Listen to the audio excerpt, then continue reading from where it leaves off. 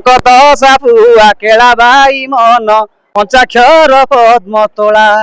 আরে শিব পঞ্চাক্ষর শুনি বাই মন থর হর বাবা ভোলা আরে যৌঠি ডাক যেমিতি ডাক আরে যৌঠি ডাক যেমিতি ডাক শুনিবে বাবা নিশ্চয় জপ ওং নম শিবায় জপ ওং নম শিবায় হর হর ମାରଡି କ୍ଷେତ୍ର ଏ ହେଉଛି ଆମ ଭଦ୍ରକର ଏକ ଗୌରବ କହିବାକୁ ଗଲେ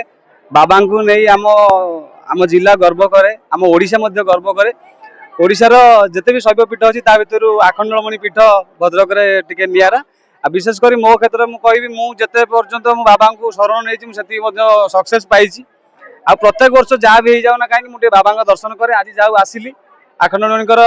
ଯୋଗୀ ବେଶ ଦର୍ଶନ କଲି ବହୁତ ଖୁସି ଲାଗିଲା ବାବାଙ୍କ ଦର୍ଶନ ପାଇ ମଧ୍ୟ ବହୁତ ଖୁସି ପାଇଲି ଆଉ ଓଡ଼ିଶାବାସୀଙ୍କୁ କେମିତି ସବୁବେଳେ ଦୟା କରିଥାନ୍ତୁ ଏଇଆ ଆଉ ଏଇଟା ଆଜ୍ଞା ପୁରା ମାନେ ନିଛକ ସତା କଥା କହିବାକୁ ଗଲେ ଯେତେ ବି ପେଟ ରୋଗ ବିଶେଷ କରି ଅନିଲ ଏଇ ଆସିଲା ବେଳେ କହୁଥିଲା ମାନେ ଯେତେ ବଡ଼ ବଡ଼ ପେଟ ରୋଗ ବି ହେଇଛି